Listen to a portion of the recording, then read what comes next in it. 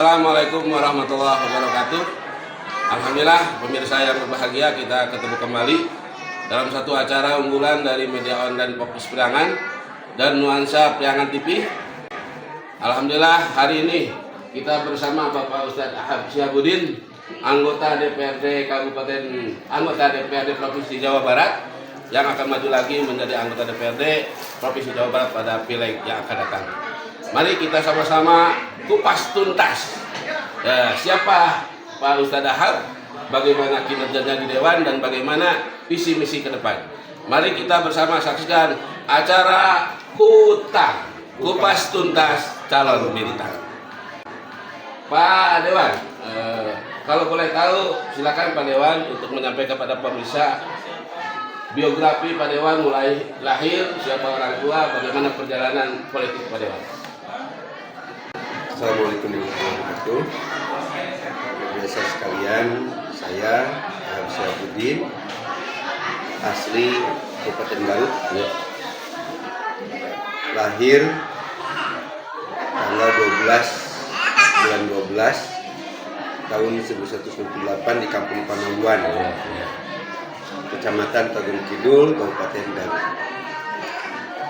Alhamdulillah saya tamat SD tahun 82,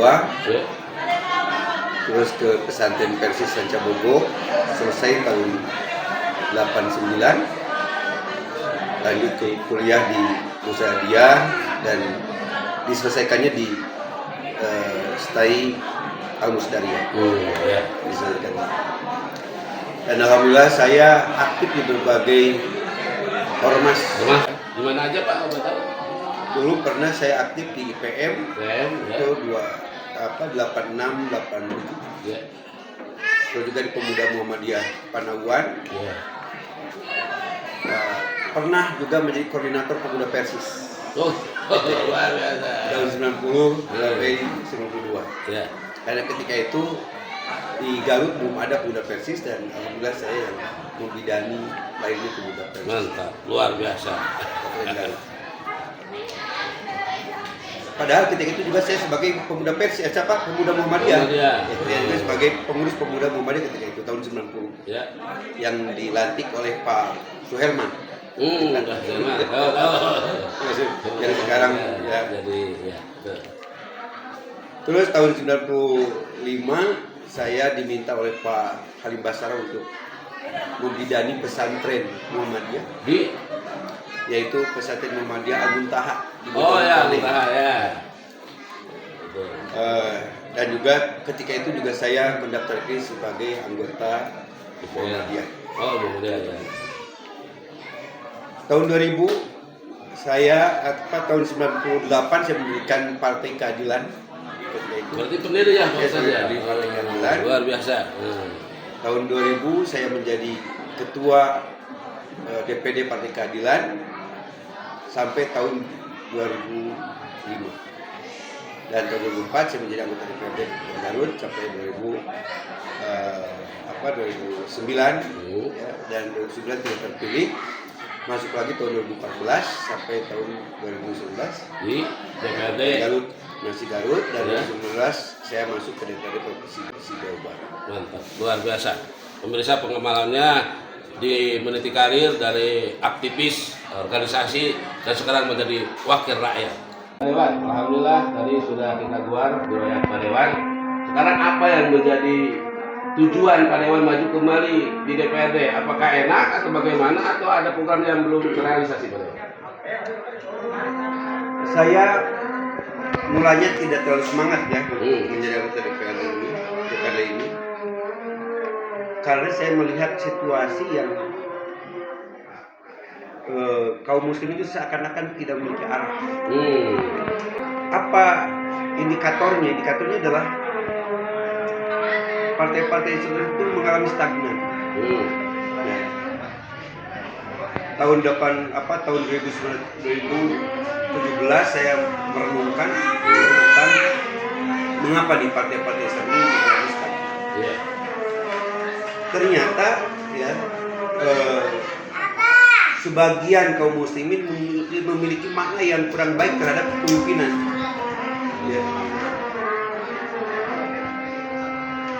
kurang memahami terhadap pentingnya kepemimpinan itu. Ya. Nah oleh sebab itu ternyata memang kaum muslimin hanya memaknai hidup itu adalah ibadah gitu. Padahal ketika saya mengkaji tentang mana ibadah ini, yang pertama kali disebut oleh Allah itu bukan Apa tuh? bukan manusia tapi jin yang pertama kali disuruh untuk ibadah itu kan wa ma khalaqtul jinna wal insa. Setelah saya kaji ternyata tugas pokok kita diciptakan oleh Allah SWT di dunia itu sebagai pemimpin. Pemimpin ya. Iya. Makanya kan Allah mendeklarasikan ini di hadapan para malaikat. Ini jahil.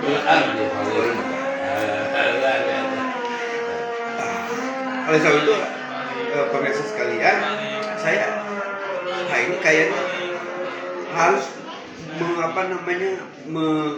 mengubah ya image tentang kepemimpinan ini harus menjadi Kewajiban. menjadikan perasaan bagi kita bahwa ini tugas pokok kita. Sedangkan ibadah ini adalah support system ya bagi kita semuanya agar kita bisa sukses memimpin. Nah, apalagi ketika saya membaca kisah Nabi Daud alaihissalam. Nabi Daud itu satu-satunya nabi dalam Al-Quran yang oleh Allah SWT secara tegas disebut sebagai pemimpin.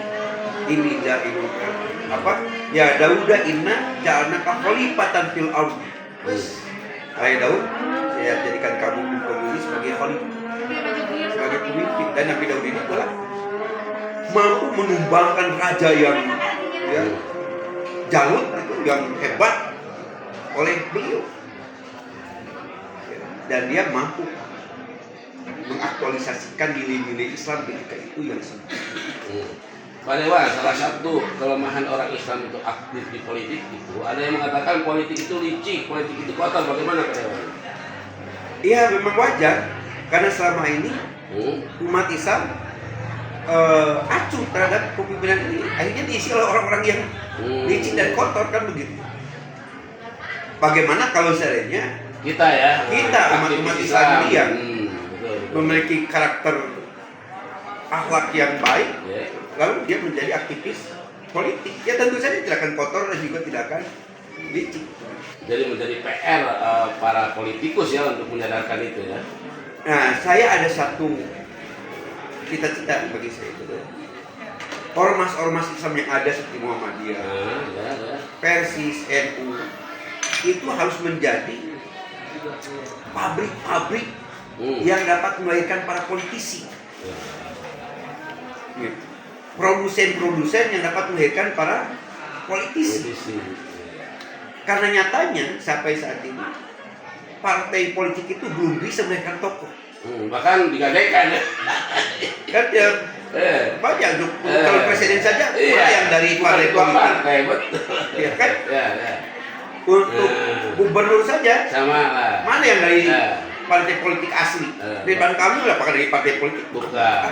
Termasuk ketua ormas pun nggak ada yang dari. Itu menunjukkan bahwa partai politik sampai saat ini belum bisa melahirkan tokoh, baik nasional, regional atau juga lokal. Sejarahnya yang dapat melahirkan tokoh-tokoh politik itu adalah ormas. Jenderal Sudirman dari mana? Ya. Soekarno dari mana? Iya.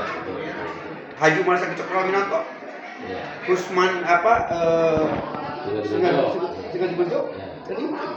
Muhammad Nasir dari mana? Itu semuanya lain dari ormas. Oleh sebab itu saya ini hadir dalam musyawarah cabang Muhammadiyah. Ya. Sebetulnya di samping sebagai warga Muhammadiyah dan juga pengurus PDM, tapi juga saya ingin mempertontonkan inilah kepentingan politik. Betul. Yang harus dapat didirikan kembali oleh Muhammadiyah, karena dulu Muhammadiyah itu adalah produsen paling produktif dalam melahirkan para pemimpin. Dan sekarang Muhammadiyah sudah mulai miskin dalam melahirkan kepemimpinan. Mantap, luar biasa ide gagasannya dari Pak Ustadz Ahab ini yang ingin bagaimana Muhammadiyah bisa melahirkan pemimpin di Indonesia. Hadirin yang berbahagia, kita lanjutkan acara Kupas Tuntas calon bintang anggota DPRD Provinsi Jawa Barat dari PKS. Oke, hadirin yang berbahagia, kita lanjutkan acara angkutan berikutnya. Pak Dewan, berbicara Dewan itu ada tugas dan fungsi Dewan. Nah, bagaimana Pak Dewan yang sudah jadi dan akan datang untuk merasakan tugas dan fungsi Dewan, baik itu legislasi, kemudian budgeting dan aspirasi, monitoring dan sebagainya. Bagaimana Pak Dewan? Kalau itu kan apa namanya, merupakan tugas dari anggota dewan. Tetapi yang saya ingin, kalau itu kan sudah umum lah, biasa. Ya. Realisasinya maksud saya gitu. Misalnya pengawasan, budgeting, legislasi, dan itu bukan tanggung jawab saya.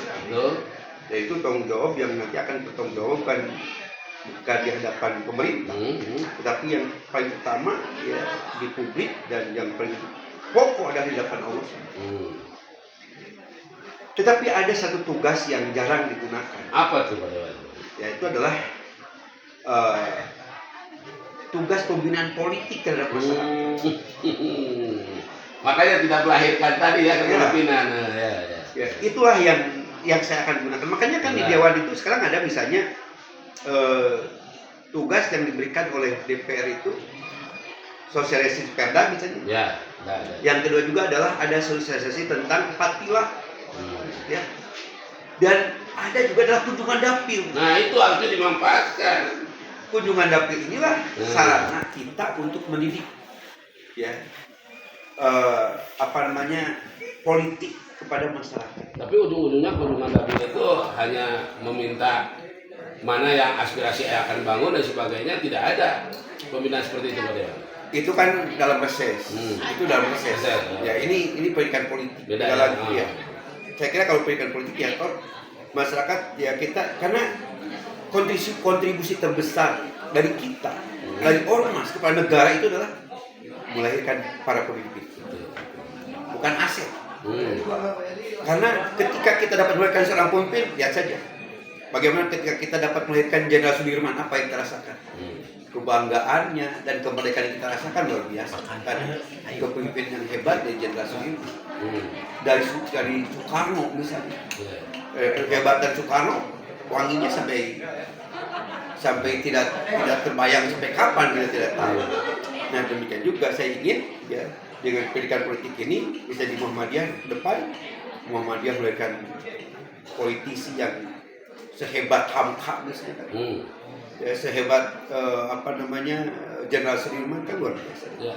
Terakhir Pak Dewan sudah menjadi anggota DPR, salah satu keinginan warga masyarakat Kabupaten Garut adalah pemekaran. Salah satunya adalah pemekaran Kabupaten Garut Utara dan Selatan. Bagaimana sampai hari ini Gubernur wacana pemekaran tapi tidak ada lobby ke pusat. Bagaimana sikap Pak Dewan itu sendiri? Saya adalah orang yang pertama kali mengusulkan. Betul. Bukan hanya pemekaran, tetapi saya mengusulkan kepada Gubernur dalam catatan politik, itu dalam catatan kesepakatan Dewan itu ada catatan saya.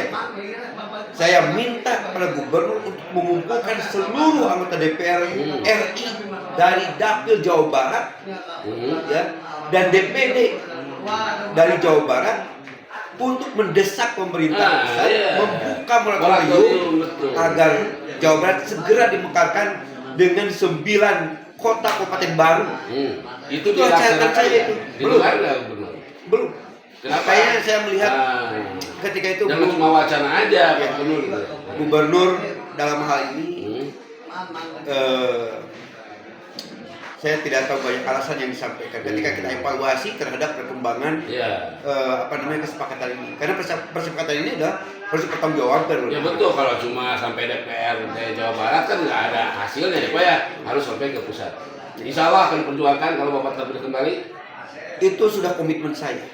Saya ingin Garut segera mekar menjadi 3 kota dan kabupaten. Ya. Terima kasih Pak Dewan, pemirsa yang mulia. Alhamdulillah acara Kupas Tuntas bersama Bapak Ustadz Ahab Syabuddin telah kita buat. Mudah-mudahan pemirsa bisa memilah dan memilih siapa wakil anggota DPR nanti yang akan dipilih kembali pada tanggal 14 Februari 2024. Terima kasih. Wassalamualaikum warahmatullahi wabarakatuh.